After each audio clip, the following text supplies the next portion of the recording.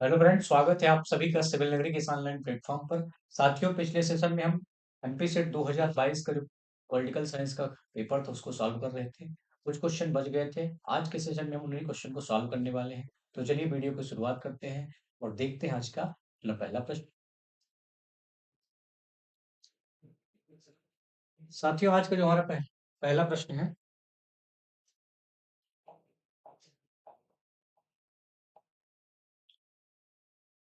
साथियों जो आज का हमारा पहला प्रश्न है इसको एक बार रीड करें।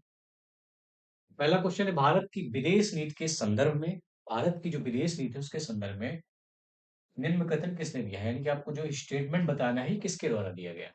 शांति का अनुसरण करना, किसी बड़ी शक्ति या गुट के साथ संलग्न करके नहीं, अपितु विवादपूर्ण मामलों में स्वतंत्र दृष्टिकोण अपनाना, अधीन जातियों को स्वतंत्र करना, व्यक्तिगत तथा राष्ट्रीय स्वतंत्रता को बनाए रखना, प्रजाति भेदभाव को दूर करना एवं बीमारी तथा निरक्षरता को दूर करना, जो कि संसार के अधिकतर भाग को प्रभावित करता है। ठीक। पहला जो ऑप्शन आपके पास है महात्मा गांधी, सेकंड जो ऑप्शन है आपके पास सरदार पटेल, थर्ड ऑप्शन आपके पास है पंडित जवाहरलाल नेहरू, जबकि फोर्थ ऑप्शन है बी आर अम्बेडकर, भीमराव अम्बेडकर।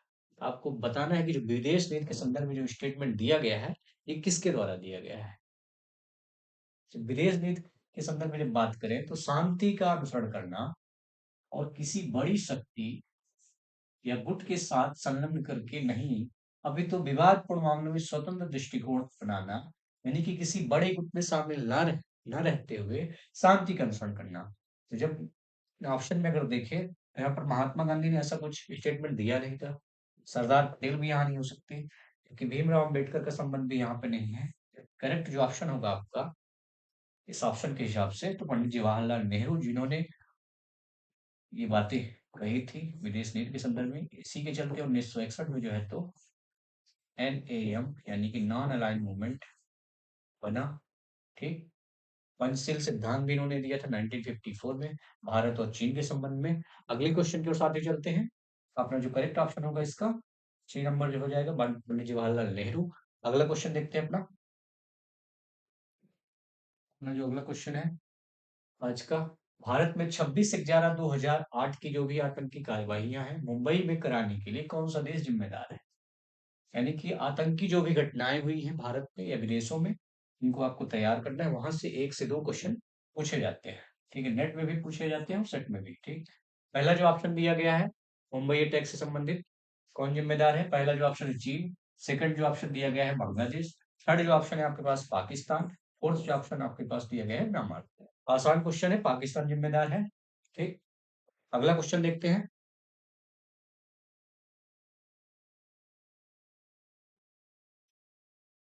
सार के बारे में दिया गया है स्टेटमेंट, बताना है आपको कौन सा करेक्ट है। दक्षेस के संदर्भ में निम्नलिखित में से कौन से कथन सही है।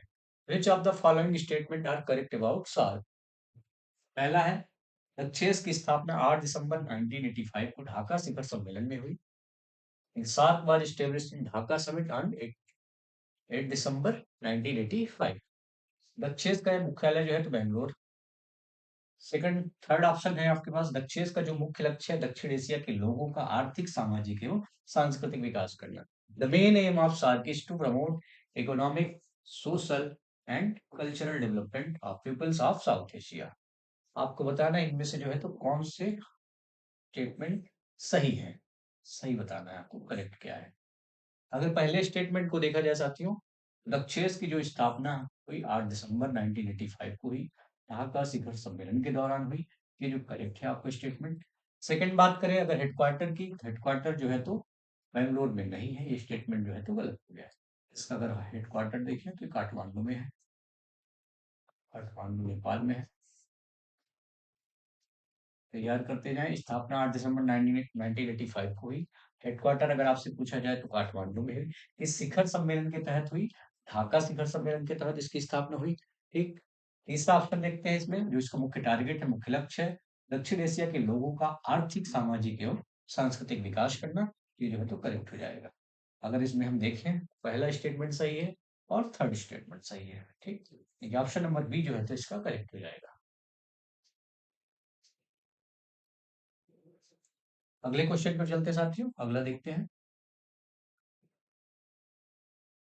साथियों यहाँ पर जो क्वेश्चन पूछा गया है शिमला समझौते से संबंधित क्वेश्चन पूछा गया है, आपको पढ़ना है ठीक से।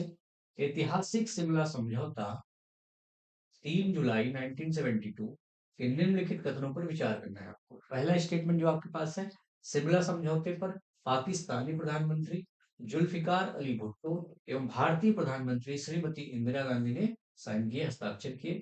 दूसरा है, दोनों देश आपसी वार्ता द्वारा समस्याओं को जो है तो हल करेंगे। थर्ड जो है स्टेटमेंट आपके पास, स्थायी शांति कायम करने हेतु दोनों देशों की सेनाएं अपनी सीमा में लौट जाएंगी। तो शिमला समझौते की जब हम बात करते हैं, तो भारत पाक जो युद्ध हुआ था 1971 में, जहां से बांग्लादेश का निर्माण हुआ, उससे संबंधित ये समझौता है। अगर उस स्टेटमेंट की बात की जाए तो पहला स्टेटमेंट पाकिस्तान के प्रधानमंत्री जुल्फिकार अली भुट्टो और इंदिरा गांधी दोनों ने साइन किए, पहला जो है तो सही हो जाएगा। दूसरा बात करें स्टेटमेंट की, दोनों देश आपसी वार्ता द्वारा अपनी समस्याओं को हल करेंगे। तीसरा स्टेटमेंट है, ये भी सही है, स्थायी शांति कायम करने दोनों देश की जो सेनाएं हैं अपनी सीमा में लौट जाएंगी। यानी कि अगर ऑप्शन देखें तो तीनों स्टेटमेंट जो है तो करेक्ट है, यानी कि ऑप्शन नंबर ए जो है जिसका करेक्ट हो जाएगा। ठीक, अगला क्वेश्चन देखते हैं साथियों। अगला क्वेश्चन है आईएमएफ से रिलेटेड, क्वेश्चन को रीड करें। क्वेश्चन है कि अंतरराष्ट्रीय मुद्रा कोष यानी आईएमएफ के संदर्भ में निम्नलिखित कथनों पर विचार करना है। With reference to the International Monetary Fund consider the following statement. पहला, इसकी स्थापना जो है तो 27 दिसंबर 1945 को हुई, यानी कि इट वाज एस्टैब्लिश्ड ऑन 27 दिसंबर 1945। दूसरा, अंतरराष्ट्रीय व्यापार को प्रोत्साहन मिले एवं सदस्य जो भी देश है उनकी आर्थिक उन्नति हो सके। थर्ड ऑप्शन है आपके पास, थर्ड स्टेटमेंट है आपके पास, कोष के प्रबंध के लिए एक प्रशासक मंडल है जो साधारण सभा का कार्य करता है। अगर हम पहले स्टेटमेंट के देखें तो 27 दिसंबर 1945 की स्थापना इसकी हुई थी, करेक्ट है। दूसरा अगर देखें, अंतरराष्ट्रीय व्यापार को प्रोत्साहन मिले एवं सदस्य देशों की आर्थिक उन्नति हो सके, ये भी सही है। कोष जो है तो कोष के प्रबंध के लिए एक प्रशासक मंडल होगा, यानी कि it consist of one board of governors which is working as general assembly, ये भी करेक्ट है। यानी कि यहाँ पर अगर देखा जाए तो तीनों स्टेटमेंट जो है तो करेक्ट है, यानी कि ऑप्शन नंबर डी जो है जिसका करेक्ट हो जाएगा। अब आईएमएफ का निर्माण किस सम्मेलन के तहत हुआ, तो ब्रेटन वुड्स कॉन्फ्रेंस हुई थी, ब्रेटन वुड्स कॉन्फ्रेंस।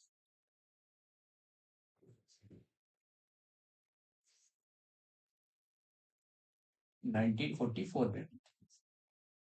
ठीक, सदस्य देखा जाए तो कितने मेंबर है आईएमएफ में, 190 मेंबर है। हेडक्वार्टर अगर देखा जाए इसका वाशिंगटन डीसी में, ठीक, हेडक्वार्टर अगर देखें वाशिंगटन डीसी में। पीवाईक्यू जब भी सॉल्व करें आप तो कुछ पॉइंट नोट करते जाएं, विशेष रूप से वो टॉपिक कहाँ से क्वेश्चन आ रहे हैं। ठीक, करेक्ट ऑप्शन क्या हो जाएगा, ऑप्शन नंबर डी जो है जिसका करेक्ट हो जाएगा। अगले क्वेश्चन पर चलते हैं साथियों। अगला क्वेश्चन देखते हैं आज का। क्वेश्चन है नाटो के संदर्भ में, उत्तर अटलांटिक संधि संगठन यानी नाटो के संदर्भ में निम्नलिखित कथनों पर विचार करना है। With reference to the North Atlantic Treaty Organization consider the following statements. पहला है, इसकी स्थापना जो है तो वाशिंगटन संधि के द्वारा हुई, it was established by the Washington treaty. Second है, ये सामूहिक सुरक्षा के सिद्धांत पर कार्य करता है यानी कि आधारित है, it is based on the principle of collective security. पहले बताना है आपको कौन सा जो है तो स्टेटमेंट इसमें सही है। अगर हम स्टेटमेंट की बात करें तो इसकी स्थापना जो है तो वाशिंगटन संधि के तहत हुई, जिसे नॉर्थ अटलांटिक ट्रीटी संधि भी कहा जाता है। ये कब हुई थी, 1949 में हुई थी। ठीक, अगर डेट देखा जाए तो 4 अप्रैल। ठीक, सामूहिक सुरक्षा के सिद्धांत पर कार्य करता है, ये भी सही है, यानी कि यहाँ पर दोनों जो स्टेटमेंट है आपके सही है। नाटो की अगर बात करें, इसके अगर मेंबर देखें सदस्य कितने हैं, 32 मेंबर है। लेटेस्ट जो अभी शामिल हुआ है इसमें स्वीडन, स्वीडन, हेडक्वार्टर जो है इसका ब्रुसेल्स में, ब्रुसेल्स। ठीक,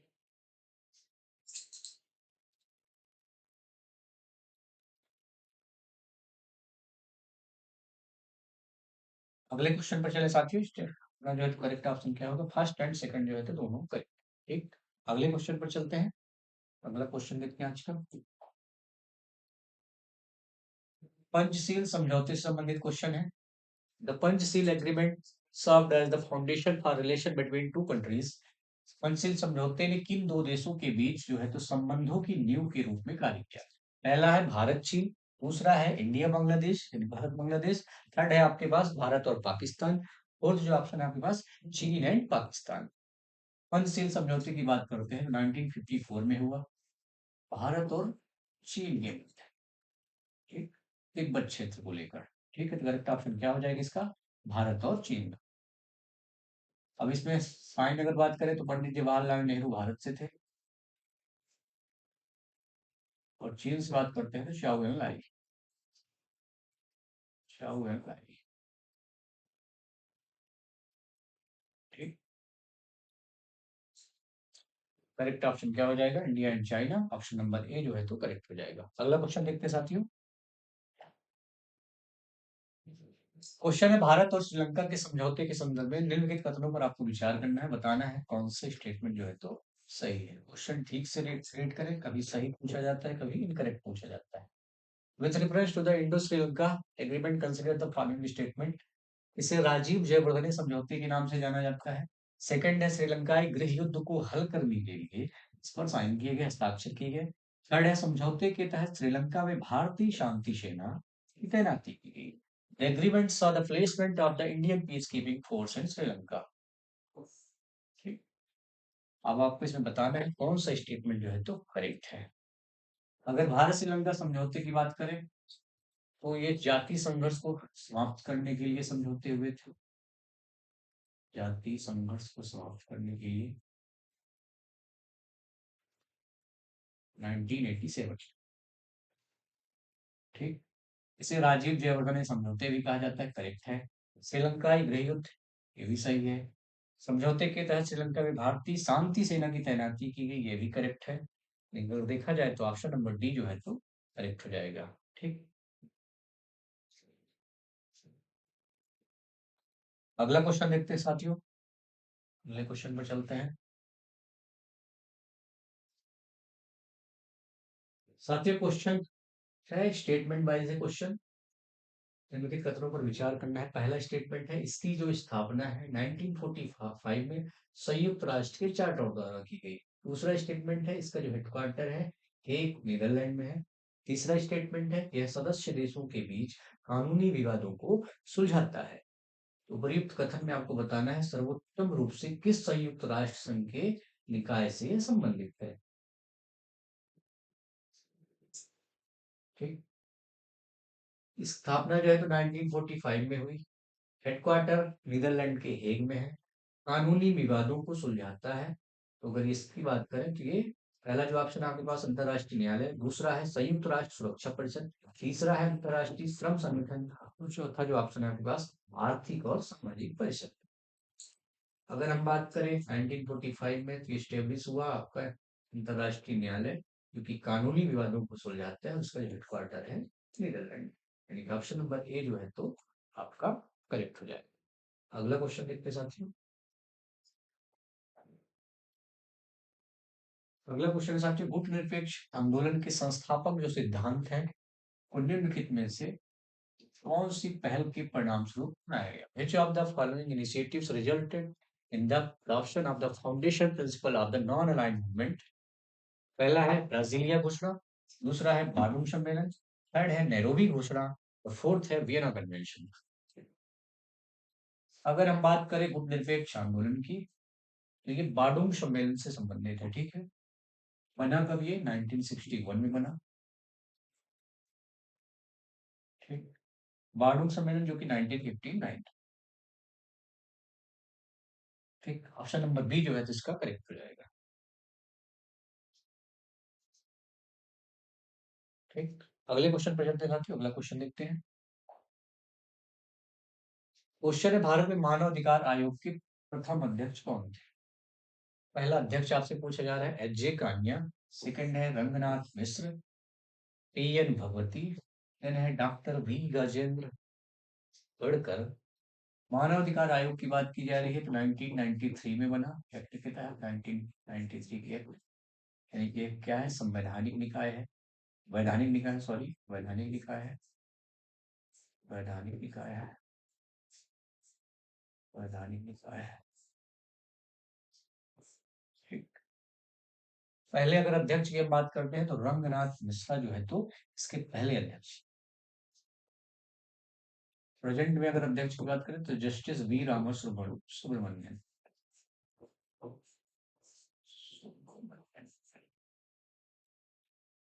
ठीक।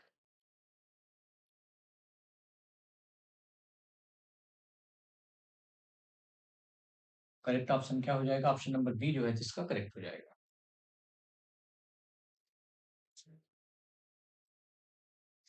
ठीक। अगले क्वेश्चन पर चलते हैं साथियों। अगला क्वेश्चन देखते हैं। निम्नलिखित में से किस अनुच्छेद के तहत भारत के राष्ट्रपति को संसद के दोनों सदनों की संयुक्त बैठक में अभिभाषण का अधिकार? According to the under which article, the President of India has right to address the joint session of both the houses of Parliament. पहला है आर्टिकल 82(1), दूसरा है 84(1), तीसरा है आर्टिकल 86(1) एंड फोर्थ है आर्टिकल 88(1). अगर हम ज्वाइंट सेटिंग की बात करें, इसका प्रावधान जो है तो आर्टिकल 108 में है, लोकसभा और राज्यसभा के लिए।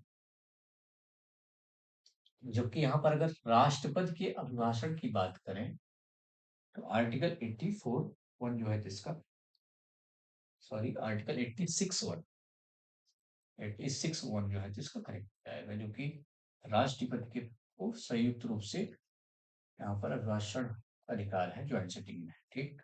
आर्टिकल 86(1) यानी कि ऑप्शन नंबर सी जो है जिसका करेक्ट हो जाएगा। अगला क्वेश्चन देखते हैं साथियों।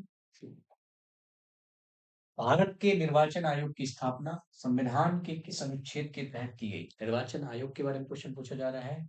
आर्टिकल बताना है आपको, किस आर्टिकल के तहत स्थापना की गई थी। Under which article of constitution was election commission of India establish? पहला है आर्टिकल 321, दूसरा है 322, थर्ड है आर्टिकल 323, जबकि फोर्थ ऑप्शन है आपके पास आर्टिकल 324। ठीक। इलेक्शन कमीशन ऑफ इंडिया की अगर बात करें, संविधान के भाग 15 में प्रावधान किया गया है। में आर्टिकल बात करें तो 324 से लेके 329। अगर इसकी संरचना देखने, स्ट्रक्चर की बात करें तो एक मुख्य चुनाव आयुक्त, दो अन्य चुनाव आयुक्त इसमें होते हैं। ठीक। अगर यहाँ पर गठन या निर्वाचन आयोग की स्थापना की बात करें तो आर्टिकल 324 जो है तो करेक्ट हो जाएगा। ठीक।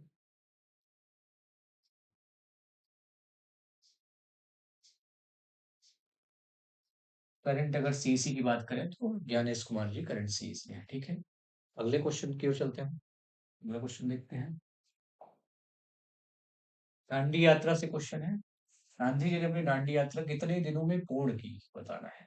पहला ऑप्शन आपके पास 28 दिन, सेकंड जो ऑप्शन है आपके पास 25 दिन, थर्ड जो ऑप्शन है आपके पास 24 डेज, फोर्थ जो है आपके पास ऑप्शन है 23 दिन। तो बताना है कि दांडी यात्रा गांधी जी कितने दिनों में कंप्लीट की थी। दांडी यात्रा की बात करें तो कब प्रारंभ हुई थी?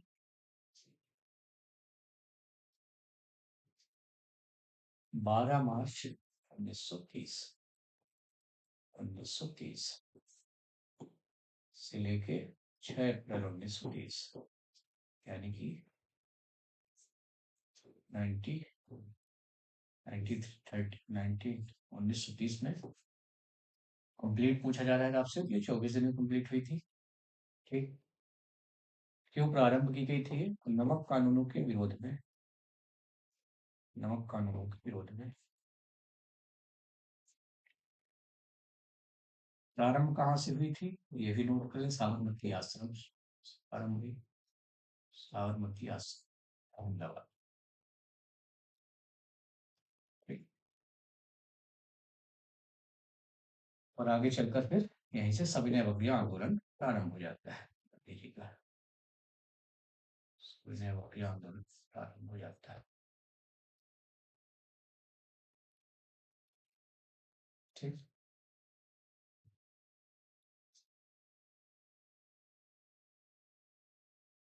अगला क्वेश्चन देखते हैं साथियों। अगला क्वेश्चन, नगरीय क्षेत्र की स्थापना से संबंधित क्वेश्चन है। नगरीय क्षेत्र की स्थानीय जो स्वायत्त शासन इकाइयां हैं, किस तिथि एवं वर्ष में संवैधानिक आधार प्रदान किया गया है? On which date and year the local self-government unit of urban area have given constitutional foundation? पहली डेट तो जो दी गई है आपके पास 5 जून 1991, सेकंड है 8 जून 1991 की, थर्ड है आपके पास 1 जून 1993, फोर्थ है 6 जून 1996। नगरीय निकायों की बात करें तो भाग संविधान के भाग 9 का में या ए में, अनुसूची अगर बात करें तो 12वीं अनुसूची में, आर्टिकल देखा जाए इसका, आर्टिकल आपका 243 बी से लेकर 243 जेड जी तक। ठीक, अगर डेट अगर बात करें कब संवैधानिक आधार प्रदान किया गया तो 1 जून 1993 है। ठीक, इसके लिए 74वां संविधान संशोधन लाना पड़ा। 74वां संविधान संशोधन लाना, कब लाया गया ये 74वां संविधान संशोधन? 1992 में लाया गया।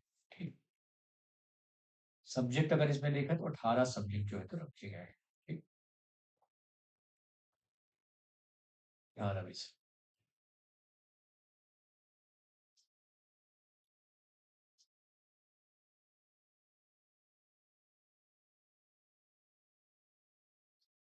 करेक्ट ऑप्शन अपना क्या हो जाएगा? 1 जून 1993। ऑप्शन नंबर सी जो है तो इसका करेक्ट हो जाएगा। अगले क्वेश्चन पे चलते साथियों। अगला क्वेश्चन देखते हैं।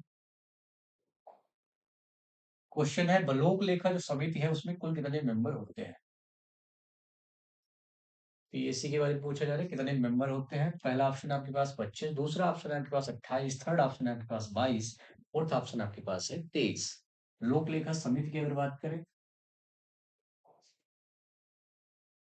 पहली बार अगर इसके गठन की बात करें 1921 में, अगर एक्ट देखा जाए तो 1919 1919 का एक्ट। ठीक, काम क्या करता है? सीएजी की रिपोर्टों की जांच करना संसद में। ठीक, संसद में जो सीएजी की रिपोर्ट रखी जाती है, अगर इसमें मेंबर देखें तो 22 मेंबर जो होते हैं, इसमें 22 मेंबर होते हैं। इसमें से 15 जो है तो लोकसभा के, प्लस 7 जो है तो राज्यसभा के होते हैं। और इसका जो अध्यक्ष होता है, हेड होता है, सामान्य रूप से विपक्षी दल का होता है। विपक्षी दल, ये स्थायी समिति है। ठीक है, संसद की। ठीक, वित्तीय नियंत्रण का काम करती है। ठीक, अगला क्वेश्चन देखते हैं साथियों। अगला क्वेश्चन है साथियों, राष्ट्रपति डॉक्टर राधाकृष्णन ने आपातकाल की घोषणा कब की थी? आपातकाल की घोषणा के बारे में पूछा जा रहा है, कब की थी?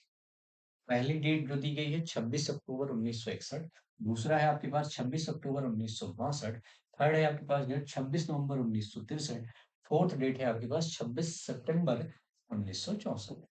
आपातकाल की बात करें तो 3 बार राष्ट्रीय आपातकाल लग चुके हैं। 1962 में चीनी आक्रमण के कारण, चीन के आक्रमण के कारण नॉर्थ ईस्ट में। दूसरा अगर देखें 1971 का भारत पाक युद्ध हुआ, भारत पाक युद्ध। तीसरा अगर देखें तो 1975 में आंतरिक अशांति के कारण, आंतरिक अशांति के कारण इंदिरा जी के काल में। ठीक, 1975 आंतरिक अशांति। ये दोनों जो है तो बाह्य आक्रमण के कारण लगे हुए थे, बाह्य आक्रमण।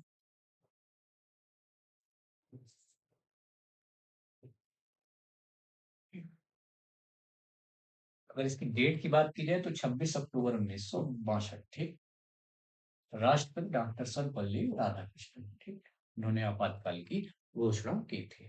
3 बार लग चुके हैं राष्ट्रीय आपातकाल। ठीक, ऑप्शन नंबर बी जो है जिसका करेक्ट हो जाएगा।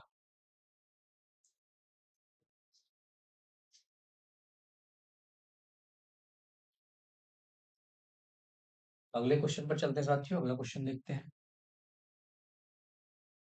किसने कहा था जो संविधान से असंतुष्ट है उन्हें बस 2/3 बहुमत प्राप्त करना होगा? यदि वे वयस्क मताधिकार के मत के अधिकार पर वयस्क मत के आधार पर निर्वाचित संसद में 2/3 बहुमत भी नहीं पा सकते हैं तो यह समझा जाना चाहिए संविधान के प्रति असंतोष में जनता उनके साथ नहीं है। स्टेटमेंट बताना ही किसके द्वारा दिया गया? बी आर अम्बेडकर पहला ऑप्शन आपके पास, सेकंड ऑप्शन आपके पास JL Nehru Jawaharlal Nehru, third option है महात्मा गांधी, फोर्थ ऑप्शन है सरदार पटेल। आपको बताना है संविधान से असंतुष्ट है जो उन्हें बस 2/3 बहुमत प्राप्त करना है होगा।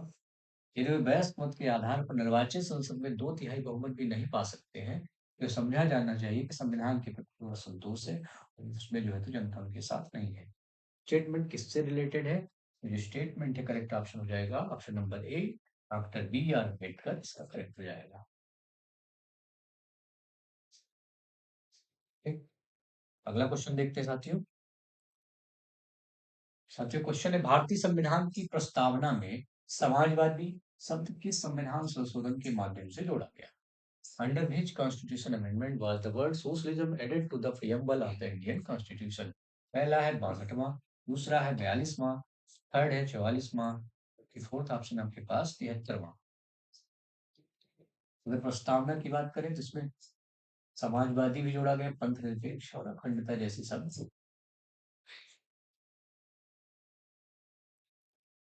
अखंडता जैसे शब्द 42वें संविधान संशोधन 1976 में जोड़े गए, 1976 में जोड़े गए। ठीक, 62वें की बात करें, एससी एसटी रिजर्वेशन से संबंधित है, राजनीतिक आरक्षण लोकसभा और विधानसभाओं में। ठीक, इसके अलावा अगर 44वें संविधान संशोधन की बात करें 1978 में हुआ जनता पार्टी सरकार के द्वारा। 42वें संविधान संशोधन के प्रावधानों को इसमें बदला गया था। ठीक, इसे जो है तो लघु संविधान भी कहा जाता है, लघु संविधान। 73वां संविधान आपका 1992 में हुआ, पंचायती राज से संबंधित है, पंचायती राज। ठीक,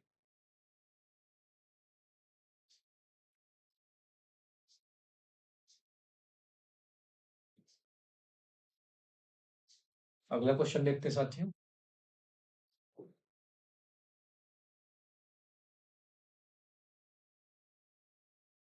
क्वेश्चन है साथियों, राज्यसभा की सदस्यता हुई जो है तो न्यूनतम एज का क्राइटेरिया क्या है? कितने वर्ष लगते हैं? पहला 18 वर्ष, दूसरा जो है आपके पास ऑप्शन 21 वर्ष, थर्ड ऑप्शन है 25 वर्ष, फोर्थ जो ऑप्शन है आपके पास 30 वर्ष।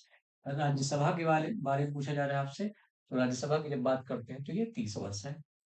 लोकसभा की बात करते हैं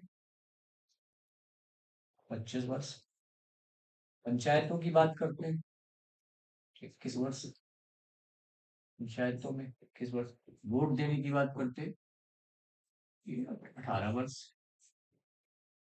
इसके अलावा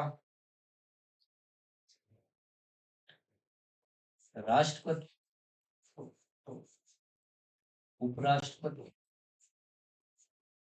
उपराष्ट्रपति और आपके जो गवर्नर है यानी कि राज्यपाल, उनके लिए जो एज का क्राइटेरिया रखा गया है ना रखा गया 35 वर्ष।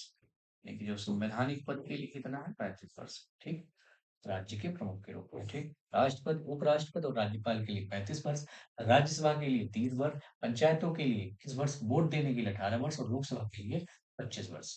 ठीक, अगला क्वेश्चन देखते हैं साथियों। अगले क्वेश्चन को चलते हैं, अगला क्वेश्चन देखते हैं। शहादा आंदोलन निम्नलिखित में से किस आदिवासी समुदाय से संबंधित है? पहला है जो ऑप्शन आपके पास संथाल, दूसरा ऑप्शन है आपके पास गूंड, थर्ड ऑप्शन है आपके पास भील, फोर्थ ऑप्शन आपके पास है खैरवाल। शहादा आंदोलन महाराष्ट्र में हुआ, महाराष्ट्र के धुले जिले की तहसील थी, धुले जिले की तहसील थी।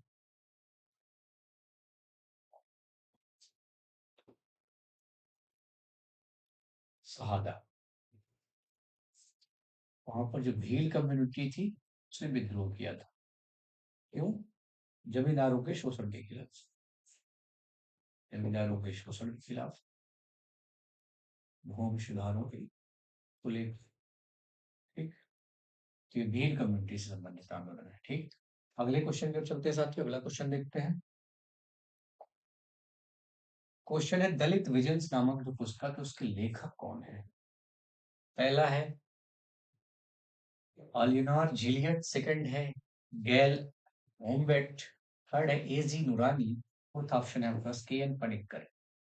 करेक्ट ऑप्शन इसका क्या हो जाएगा? दलित विजन्स के बारे में पूछा जा रहा है, किसकी पुस्तक है? तो ये गैल एम ओम्बेट की पुस्तक। ठीक, ऑप्शन नंबर बी जो है तो करेक्ट हो जाएगा। अगला क्वेश्चन देखते साथियों। क्वेश्चन है, असंगठित क्षेत्र में कार्य करने वाली जो महिलाएं हैं उनके लिए एक सेल्फ एम्प्लॉयड वुमेन एसोसिएशन यानी सेवा को किसने बनाया? सेल्फ एम्प्लॉयड वुमेन एसोसिएशन सेवा work for the women in the unorganised sector was found by whom? पहला है मेघा पाटकर, दूसरा है रुमा राय, तीसरा है अमिता राय, चौथा है इला भट्ट। मेघा पाटकर की बात करें तो नर्मदा बचाओ आंदोलन से जुड़ी, नर्मदा बचाओ आंदोलन।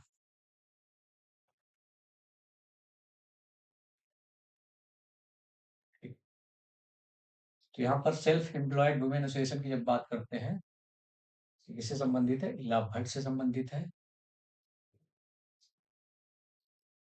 ये भी अरुणा रॉय भी जो है तो आपके मजदूरों से संबंधित एक संगठन संगठन तब से जुड़ी हुई थी।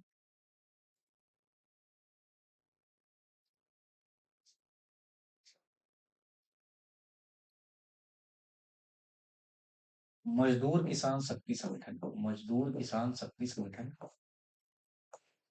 मजदूर किसान शक्ति संगठन। इसके अलावा ये आरटीआई एक्ट के लिए भी इन्होंने प्रयास किया था, आरटीआई एक्ट के लिए प्रयास किया। ठीक, इला भट्ट की बात करें तो इन्होंने 1972 में ये बनाया संगठन। कहाँ बनाया? तो अहमदाबाद में बनाया। ठीक, ऑप्शन नंबर डी जो है जिसका करेक्ट हो जाएगा, सेवा से संबंधित ऑर्गेनाइजेशन जो है तो किसने बनाया? इला भट्ट ने बनाया। कब बनाया? 1972 में बनाया। कहाँ बनाया? तो अहमदाबाद में बनाया बनाया। करुणा राय की बात करें तो आरटीआई एक्ट के लिए इन्होंने प्रयास किया। ठीक, अगले क्वेश्चन की ओर चलते हैं साथियों। अगला क्वेश्चन देखते हैं अपना। क्वेश्चन है साथियों, वर्तमान में निम्नलिखित में से कौन सा राज्य जो है तो भारत में बीमारी जो राज्यों का हिस्सा नहीं है? बीमारू, बीमारू सब में बात करें तो कौन नहीं है? पहला है बिहार, दूसरा है केरल, तीसरा है राजस्थान, चौथा है उत्तर प्रदेश। आसान ऑप्शन दे दिया गया है तो करेक्ट ऑप्शन क्या है? केरल जो है तो इसमें नहीं है। बी आई से आपको बिहार आ गया, मध्य प्रदेश आ गया, देन राजस्थान आ गया और आपका यूपी आ गया। ठीक, सामाजिक आर्थिक स्थिति के आधार पर ये टर्म दिया गया था बीमारू राज्य, आशीष बोस के द्वारा, आशीष आशीष बोस के द्वारा 1980 में। हमारे राज्यों की सामाजिक आर्थिक स्थिति के आधार, करेक्ट ऑप्शन क्या हो जाएगा? ऑप्शन नंबर बी जो है तो करेक्ट हो जाएगा, हिस्सा नहीं है बीमारू राज्यों का। ठीक,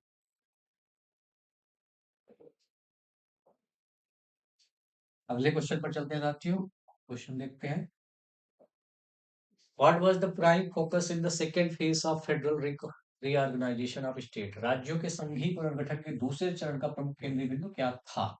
पहला है नॉर्थ ईस्ट, दूसरा जो ऑप्शन है आपके पास उत्तर पश्चिम भारत, थर्ड ऑप्शन है आपके पास सेंट्रल इंडिया मध्य भारत, फोर्थ ऑप्शन है आपके पास साउथ इंडिया यानी दक्षिण भारत। राज्यों के संघीय पुनर्गठन की बात करें तो पहले चरण में जो है तो 1956 में 14 राज्य 6 केंद्र शासित प्रदेश बनाए गए, 14 राज्य और 6 यूटीज बनाई गई। दूसरे चरण में बात करें तो 1960 के दशक में, 60 के दशक में नॉर्थ ईस्ट पर फोकस किया गया, बम्बई का गठन किया गया। ठीक, बम्बई से अलग करके गुजरात और महाराष्ट्र बनाए। ठीक, पहला सेकंड स्टेट पर बात की जा रही है तो किस पर फोकस था? नॉर्थ ईस्ट पर। ठीक, तो नंबर ए जो है जिसका करेक्ट हो जाए।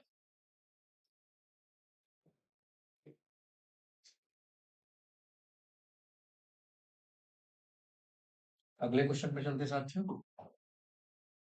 क्वेश्चन है साथियों, निम्नलिखित में से कौन सा राज्य जो है तो खाप पंचायतों के संदर्भ में प्रमुखता से नहीं जाना जाता है? खाप पंचायतों के जो है प्रावधान कहाँ लागू नहीं होते? पहला है हरियाणा, दूसरा है उत्तर प्रदेश, तीसरा है राजस्थान और चौथा जो ऑप्शन दिया गया है आपके पास, हिमाचल प्रदेश। खाप पंचायतों की बात करें तो हरियाणा पंजाब में भी है, इसके अलावा राजस्थान में हमें देखने को मिलता है, उत्तर प्रदेश पश्चिमी यूपी में, जबकि हिमाचल प्रदेश इसमें इनकरेक्ट हो जाएगा। ठीक, अगला क्वेश्चन देखते हैं साथियों। अगला क्वेश्चन है साथियों, निम्नलिखित में से किसने सलाह दी है कि 2024 से लोकसभा एवं राज्यों की जो विधानसभाओं के चुनाव है साथ साथ होने चाहिए? पहला है ऑप्शन नीति आयोग, दूसरा ऑप्शन है राष्ट्रीय सलाहकार समिति, थर्ड ऑप्शन है आपके इलेक्शन कमीशन यानी चुनाव आयोग, फोर्थ ऑप्शन है आपके पास उच्चतम न्यायालय। इसने सलाह दी कि 2024 तो ये 2022 का पेपर है, उस संदर्भ में अगर देखा जाए तो उस टाइम पर जो है तो नीति आयोग ने ये बात कही, इसके अलावा विधि आयोग ने भी ये बात कही।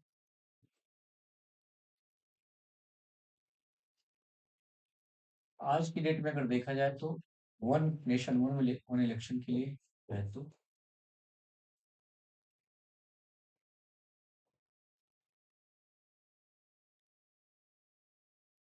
129वां संविधान संशोधन विधेयक भी पेश कर दिया जा चुका है।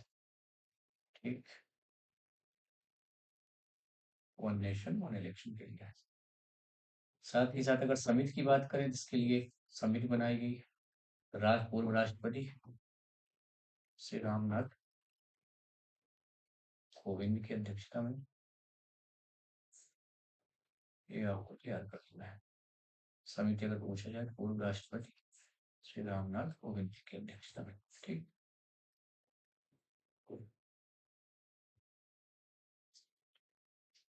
ऑप्शन के हिसाब से देखा जाए तो ऑप्शन नंबर ए जो है जिसका करेक्ट हो जाएगा। ठीक,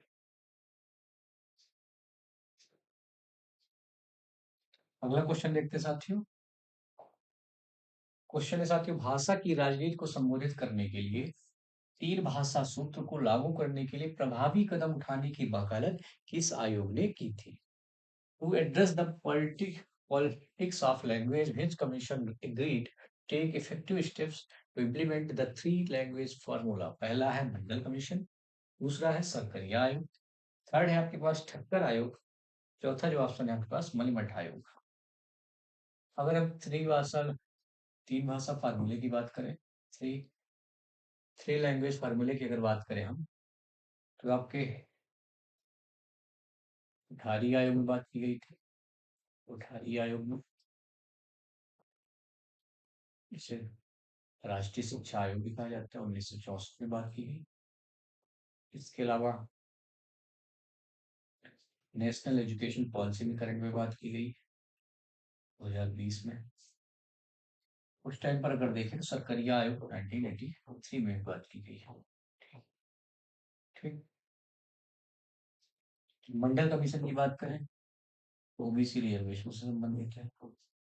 ठीक, कर आयोग की बात करें तो इंदिरा गांधी की जांच से संबंधित है, हत्या की इंदिरा गांधी की हत्या की जांच से संबंधित है।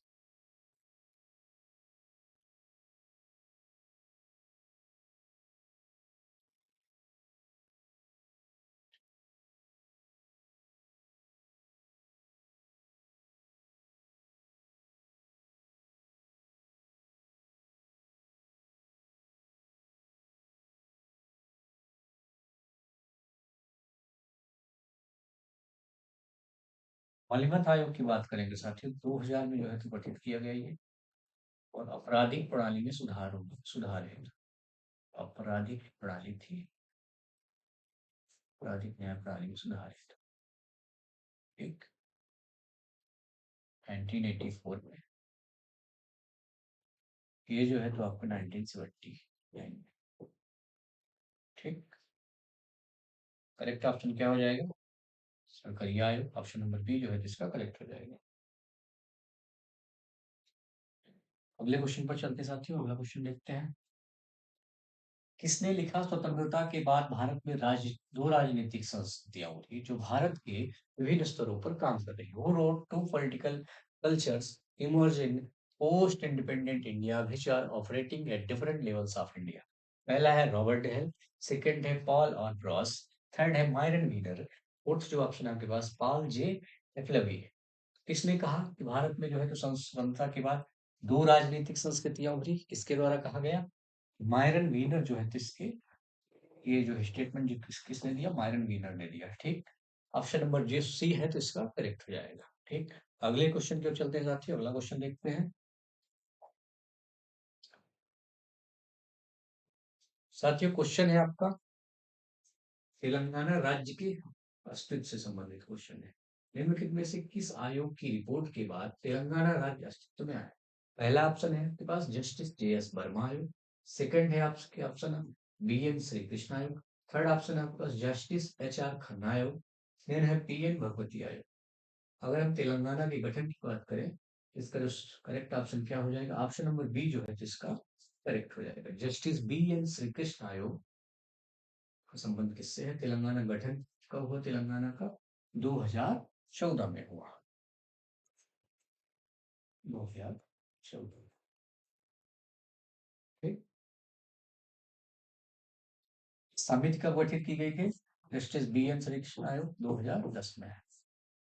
ठीक, अगला क्वेश्चन देखते साथियों। क्वेश्चन है साथियों, संगठन के लिए पहला व्यवस्थित सिद्धांत माने जाने वाले वैज्ञानिक प्रबंध का नाम किसने गढ़ा था? नाम पूछा जा रहा है कि नाम किसने गढ़ा था? Who coined the term scientific management for what is what is considered the first systematic theory of organization? पहला ऑप्शन है लूथर गुलिक, सेकंड है फ्रेडरिक टेलर, फिर है Louis D Brandeis, fourth fourth option है नन ऑफ द अबव, प्रयुक्त में से कोई भी। अगर हम इसके नाम की बात करें, वैज्ञानिक प्रबंध का नाम किसने दिया, तो लुईस डी ब्रॉन्डिस जो है किसका करेक्ट हो जाएगा? ऑप्शन नंबर सी जो है इसका करेक्ट हो जाएगा।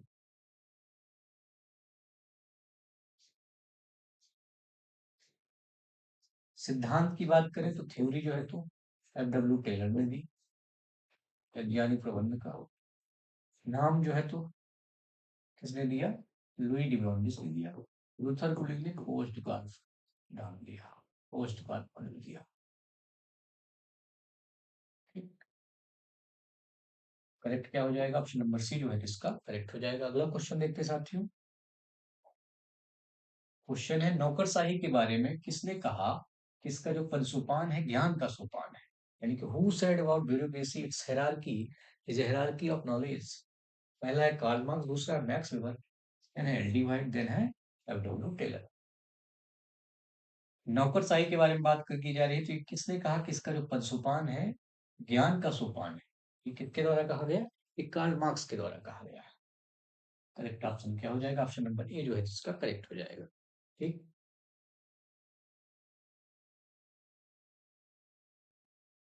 अगला क्वेश्चन देखते हैं साथियों।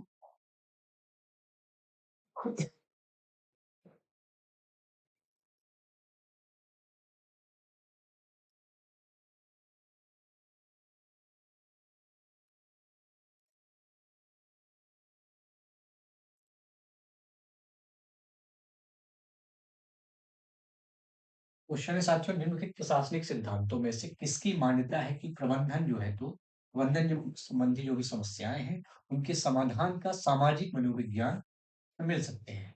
किस थ्योरी में, निम्नलिखित प्रशासनिक सिद्धांतों में से किसकी मान्यता है कि प्रबंधन संबंधी जो भी समस्याएं हैं उनके जो समाधान है सामाजिक मनोविज्ञान मिल सकते हैं? विच of the following theories of administration believes that solution of management related problems can be found in social psychology? तो सिद्धांत कौन है, कौन सा सिद्धांत है? पहला है शास्त्रीय सिद्धांत, देन है वैज्ञानिक प्रबंध सिद्धांत, देन है नौकरशाही सिद्धांत, फोर्थ ऑप्शन आपके पास है मानवीय संबंधात्मक सिद्धांत। अगर हम क्लासिकल थ्योरी की बात करें इसमें हेनरी फ्यूल आ जाते हैं, Henry fuel, उर्विक and Kulika, and कुलिक। यहाँ पर अगर वैज्ञानिक प्रबंध सिद्धांत की बात करें तो एफ डब्ल्यू टेलर। ठीक, नौकरशाही के सिद्धांत की बात करें तो वेबर का नाम आता है। मानवीय संबंध की बात करें तो ये करेक्ट हो जाएगा। इससे संबंधित प्रशासनिक सिद्धांतों के संबंध में सामाजिक मनोविज्ञान की बात किसमें की गई है? मानवीय संबंधात्मक सिद्धांत में की गई है, ह्यूमन रिलेशन थ्योरी की एल्टन मेयो से संबंधित है। Elton Mayo, option number D जो है तो इसका करेक्ट हो जाएगा। ठीक,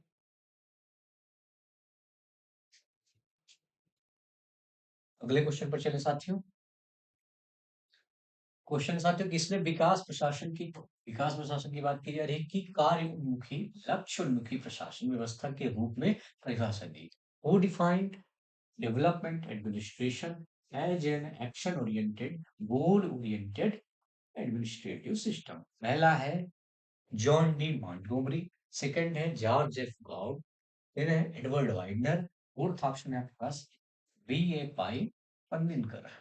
करेक्ट ऑप्शन क्या हो जाएगा इसका? कि विकास प्रशासन जो है तो कैसा है? एक्शन ओरिएंटेड है और गोल ओरिएंटेड है। किसने बात की ये? तो एडवर्ड वाइडनर ने ये बात की है। किसके संदर्भ में? विकास प्रशासन के संदर्भ में। कैसा है? कार्योन्मुखी है और लक्ष्योन्मुखी है। एडवर्ड वाइडनर जो है तो करेक्ट हो जाएगा। अगला क्वेश्चन देखते हैं साथियों।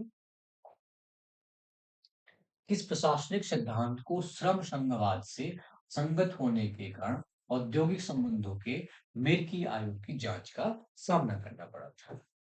His theory of administration was subjected to inquiry by the US Commission on Industrial Relations for being incompatible with trade union। देखिए कौन सा वो जो प्रशासनिक सिद्धांत है जिसे श्रम संघवाद से असंगत होने के कारण औद्योगिक संबंधों की अमेरिकी आयोग की जांच का सामना करना पड़ा? वो थ्योरी बताना है कि थ्योरी कौन सी है। पहला है शास्त्रीय सिद्धांत, देन है व्यवस्था सिद्धांत, थर्ड ऑप्शन है आपकी मानवीय संबंधात्मक सिद्धांत, फोर्थ ऑप्शन जो है तो वैज्ञानिक प्रबंध सिद्धांत जो कि अब डब्ल्यू टेलर। मानवीय संबंध सिद्धांत एल्टन मेयो की बात की हमने की, शास्त्री में हमने बात की हेनरी फ्योल, लूथर बुलिक और विक, और ये व्यवस्था सिद्धांत जो है तो चेस्टर बर्नार्ड से संबंधित है।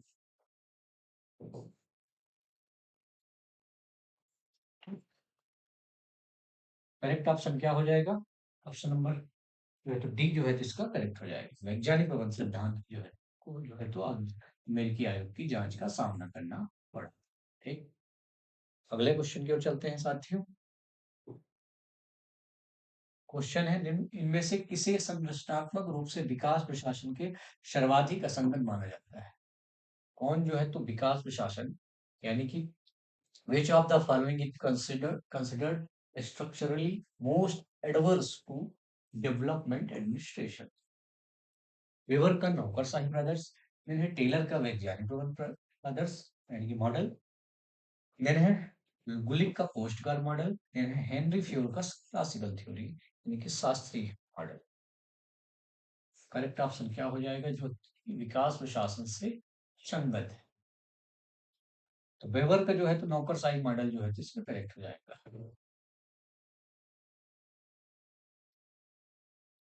अगले क्वेश्चन के साथ ही चलते हैं। नेतृत्व से संबंधित क्वेश्चन है, लीडरशिप से संबंधित। Who develop contingency theory of leadership? नेतृत्व के लिए आकस्मिक सिद्धांत का प्रतिपादन किसने किया? आकस्मिकता का जो सिद्धांत है किसने दिया? इसके संदर्भ में लीडरशिप से संबंधित जो है तो आकस्मिकता का सिद्धांत किसने दिया? पहला ऑप्शन है आपके पास बुलिक, सेकंड है आपके पास फ्रेड फिडलर, थर्ड है आपसे पीटर, और थर्ड ऑप्शन आपके पास पीटर ब्राउ, देन है चार्ल्स बेयर। इनमें से आपको बताना है कि आकस्मिकता का जो सिद्धांत का प्रतिपादन है किसने किया, किससे संबंधित है यह सिद्धांत? नेतृत्व से संबंधित। तो किसके द्वारा दिया गया ये?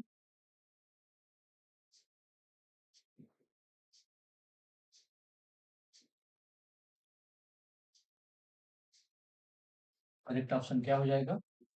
फ्रेड फिल्डर जो है तो इसका करेक्ट हो जाएगा। Fred Fiedler, option number D जो है तो इसका करेक्ट हो जाएगा। अगला क्वेश्चन देखते हैं साथियों।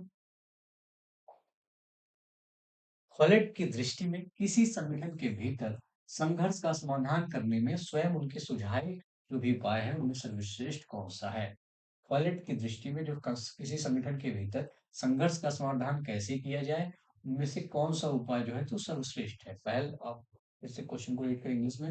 विच of the following measures suggested by Follett herself is the best in her view to manage conflict in an organisation. पहला ऑप्शन है प्रभुत्व यानी कि डोमिनेशन, यानी समझौता, कंप्रोमाइज। थर्ड है आपके पास इंटीग्रेशन यानी एकीकरण, यानी भीड़ का नियंत्रण, क्राउड मैनिपुलेशन।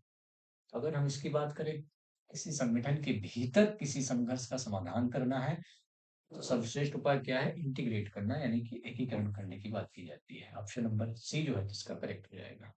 ठीक, अगले क्वेश्चन को चलते हैं साथियों। क्वेश्चन के साथियों, चेस्टर बर्नार्ड के अनुसार उदासीनता का क्षेत्र जो है तो अभिव्यक्त होता है।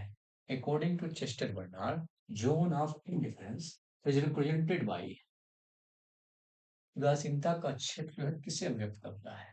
पहला ऑप्शन है अधीनस्थों द्वारा आदेश को अस्वीकार कर देना, या अधीनस्थों द्वारा आदेश मानने या ना मानने की अनिश्चितता। थर्ड ऑप्शन है आपके पास अधीनस्थों के द्वारा शंका व्यक्त करने के बाद आदेश को स्वीकार करना। फोर्थ ऑप्शन है आपके पास अधीनस्थों द्वारा बिना किसी शंका के आदेश को स्वीकार कर लेना। चेस्टर बर्नार्ड ने जो है तो व्यवस्था दृष्टिकोण का प्रतिपादन किया। ठीक, अगर हम उदासीनता के क्षेत्र की बात करें तो अधीनस्थों द्वारा बिना किसी शंका के आदेश को स्वीकार कर लेने से, इसका संबंध किससे है? अधीनस्थों द्वारा बिना किसी शंका के आदेश को स्वीकार कर लेना। ऑप्शन नंबर डी जो है तो इसका करेक्ट हो जाएगी। अगला क्वेश्चन देखते हैं साथियों। Which of the following is not the right expansion of any of the seven postcard concept? यानी कि जो पोस्ट कार्ड की 7 अवधारणाएं उनमें से कौन सा जो है इसका सही पेंशन नहीं है? पहला है संगठन यानी कि ऑर्गेनाइजिंग, देन है निर्देशन यानी कि डायरेक्टिंग, थर्ड है आपके पास कोऑपरेशन यानी सहयोग, फोर्थ है आपके पास बजटिंग यानी कि बजट। संगठन की बात की गई है, निर्देशन की भी बात की गई है, बजटिंग की बात की गई है, सहयोग की बात नहीं की गई, वहां पर कोऑर्डिनेशन की बात की गई है। यहाँ पी प्लानिंग से है, organizing, S staffing, and D जो है तो डायरेक्टिंग, सी जो से यहाँ पर कोऑर्डिनेशन की बात की गई है, आर से जो है तो रिपोर्टिंग, एंड बी से जो है तो बजटिंग। सात इसके द्वारा दिया गया, लूथर गुलिक के द्वारा मॉडल दिया गया था। ठीक, इसमें क्या नहीं है? सहयोग नहीं है। क्या है उसकी जगह पर? कोऑर्डिनेशन की बात की गई है। ठीक, अगले क्वेश्चन पर चलते हैं साथियों। अगला क्वेश्चन देखते हैं। क्वेश्चन है साथियों, ई गवर्नेंस से संबंधित के जो 4 प्रकार होते हैं ई गवर्नेंस के, इनमें से कौन सा एक जो है तो ई गवर्नेंस का प्रकार नहीं है? पहला है गवर्नमेंट टू गवर्नमेंट, सरकार से सरकार जी टू जी, यानी सरकार से नागरिक जी टू सी, यानी सरकार से व्यवसाय यानी जी टू बी। फोर्थ है ऑप्शन ऑफ सरकार से कर्मचारी जी टू ई, यानी सरकार से बाजार जी टू एम। करेक्ट क्या है? जो है तो गवर्नेंस का प्रकार नहीं। जी टू सी करेक्ट है, जी टू जी ये भी जी टू जी करेक्ट है। देन सरकार से नागरिक की बात करें ये भी सर करेक्ट है। सरकार से अगर व्यवसाय की बात करें ये भी करेक्ट है। अगर एम्प्लॉय की बात करते हैं सरकार से ये भी करेक्ट है। कि सरकार से बाजार जो है तो करेक्ट है। तो क्या हो जाएगा option number G two M जो है तो ऑप्शन नंबर सी जो है तो करेक्ट हो जाएगा। ठीक, अगले क्वेश्चन पे चलते हैं साथियों। अगला क्वेश्चन देखते हैं।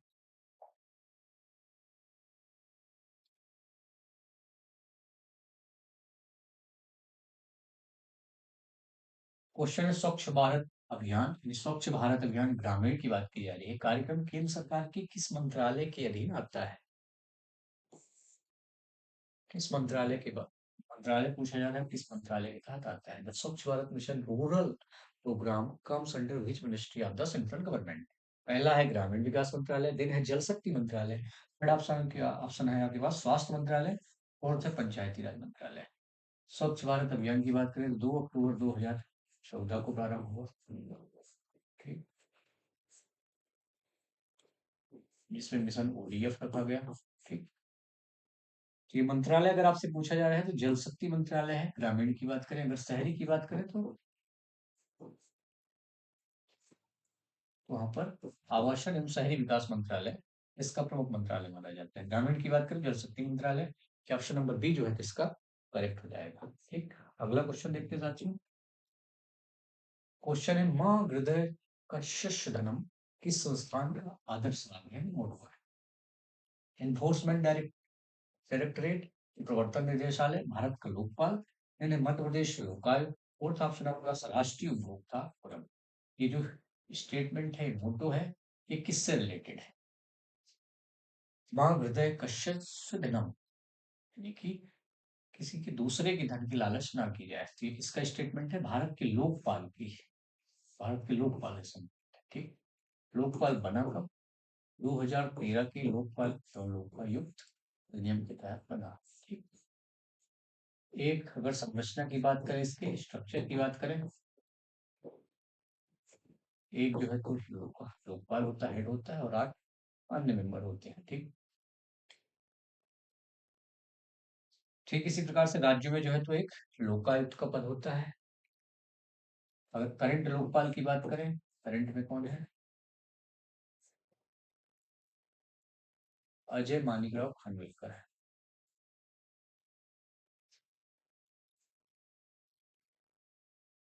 ठीक।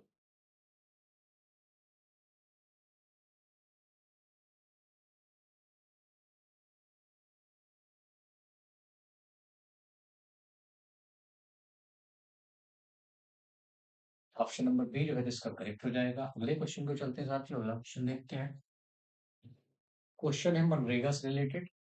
महात्मा गांधी राष्ट्रीय ग्रामीण रोजगार गारंटी मनरेगा योजना पूर्णतः वित्त पोषित है।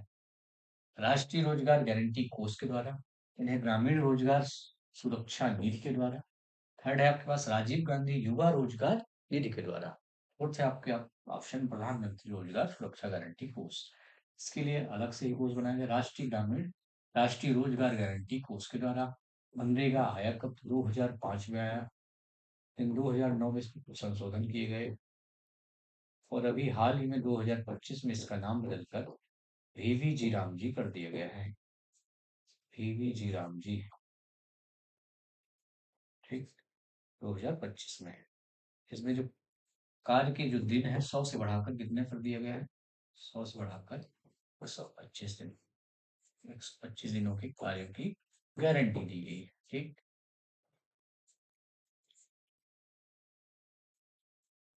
काम की गारंटी, ठीक। ऑप्शन नंबर ए जो है इसका करेक्ट हो जाएगा,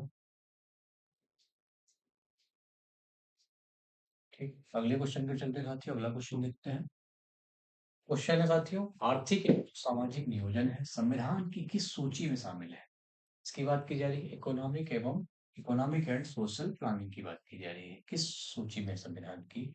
संघ सूची, यानी राज्य सूची, यानी समवर्ती सूची, यानी अवशिष्ट सूची। सामाजिक, आर्थिक एवं सामाजिक नियोजन की जब बात की जाती है तो आपके कंकरेंट लिस्ट यानी समवर्ती सूची में शामिल है। समवर्ती सूची में अगर शामिल होने का मतलब क्या है? केंद्र और राज्य दोनों कानून बनाएंगे। संघ सूची में अगर शामिल है तो केवल केंद्र कानून बनाएगा।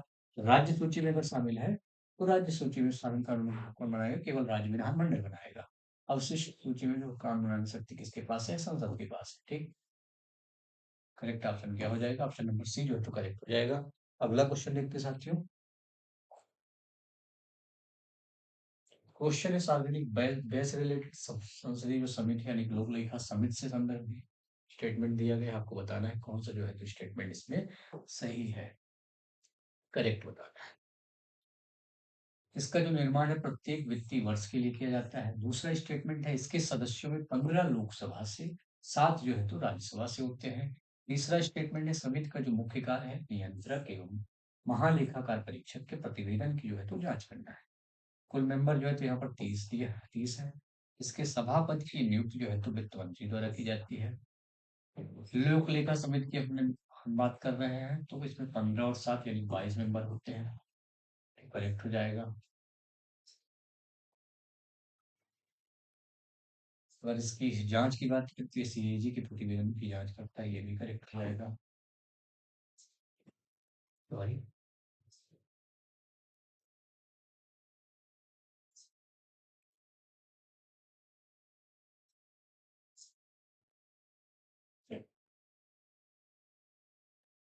इसके अलावा अगर कुल मेंबर की बात करें तो 30 नहीं, यहाँ पर 22 मेंबर होते हैं, यानी कि ऑप्शन नंबर जो 4 है वो करेक्ट करेक्ट हो जाएगा,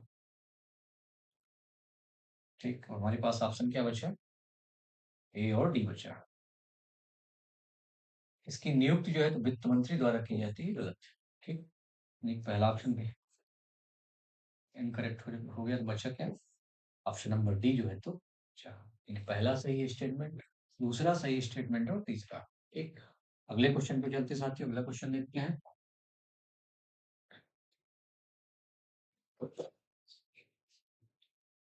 क्वेश्चन है साथियों, राज्यसभा में जो बजट प्रस्तुत किया जाता है उसके संबंध में बताना है कि कौन सा स्टेटमेंट जो है तो सही है।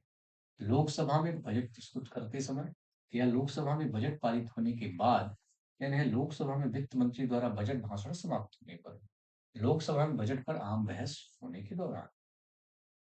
तो बजट की बात करें तो संविधान में आर्टिकल 112 में है, वार्षिक वित्तीय विवरण शब्द दिया गया है इसके लिए, वार्षिक वित्तीय विवरण,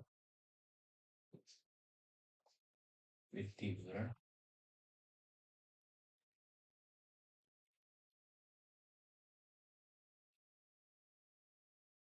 तो इसकी बात करें तो कब प्रस्तुत किया जाता है, तो लोकसभा में वित्त मंत्री द्वारा जब बजट भाषण समाप्त हो जाता है उसके बाद जो है तो फिर राज्य में पेश किया जाता है। ऑप्शन नंबर सी जो है तो इसका करेक्ट हो जाएगा।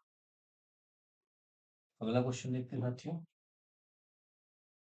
क्वेश्चन है पंचायती राज से संबंधित। मध्य प्रदेश पंचायती राज व्यवस्था के अंतर्गत ग्राम सभा के संबंध में कौन सा जो है तो स्टेटमेंट आपको बताना है इनकरेक्ट। ठीक, पहला है कि ग्राम सभा का जो कार्यकाल है 5 वर्ष का होता है। दूसरा है गांव की मतदाता सूची में समाविष्ट नागरिक ही ग्राम सभा के मेंबर होते हैं। तीसरा है ग्राम के जो सरपंच होते हैं उनके द्वारा ग्राम सभा की बैठकों का रिकॉर्ड तैयार किया जाता है।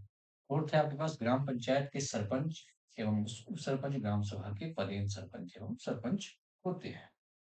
पहला स्टेटमेंट अगर बात करें तो कार्यकाल 5 वर्ष का होता है, सही है। गांव की जो मतदाता सूची होती है उसी में जो शामिल होते हैं वोटर, वही जो है तो ग्राम सभा के मेंबर होती है, ये भी करेक्ट है। ग्राम सरपंच के द्वारा ग्राम सभा की बैठकों का रिकॉर्ड अगर तैयार करने की बात करें तो यहाँ पर सचिव की जिम्मेदारी होती है, यहाँ पर सचिव का रोल आ जाता है। इसलिए क्या हो जाएगा, इनकरेक्ट हो जाएगा। हमें क्या बताना है, इनकरेक्ट ही बताना है। ऑप्शन नंबर सी जो है तो इनकरेक्ट हो जाएगा। ठीक, अगले क्वेश्चन पे चलते साथियों। क्वेश्चन है, निम्नलिखित में से एक नीति मूल्यांकन की श्रेणी नहीं है। One among the following is not a category of policy evaluation। पहला है बाजार प्रभाव मूल्यांकन, दिन है प्रशासनिक मूल्यांकन, दिन है न्यायिक मूल्यांकन, दिन है राजनीतिक मूल्यांकन। कौन जो है तो नीति मूल्यांकन की श्रेणी के अंतर्गत नहीं आता। प्रशासनिक, न्यायिक और राजनीतिक तीनों आते हैं, क्योंकि बाजार प्रभाव मूल्यांकन जो है तो इसमें नहीं शामिल किया जाता है। ठीक, करेक्ट क्या हो जाएगा इसका? ऑप्शन नंबर ए जो है तो करेक्ट हो जाएगा। बाजार प्रभाव मूल्यांकन इसमें शामिल नहीं किया जाता। ठीक, अगले क्वेश्चन को चलते हैं साथियों, अगला क्वेश्चन देखते हैं। सूचना का अधिकार अधिनियम 2005 की किस धारा के तहत एक राज्य को राज्य सूचना आयोग के गठन का प्रावधान किया गया है?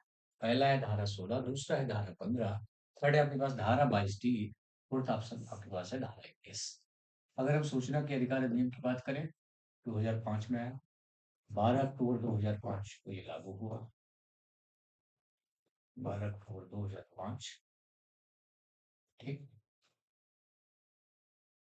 तो राज्य सूचना आयोग की बात की जाती है तो किसमें की जाएगी, धारा 15 में बात की जाएगी। ठीक,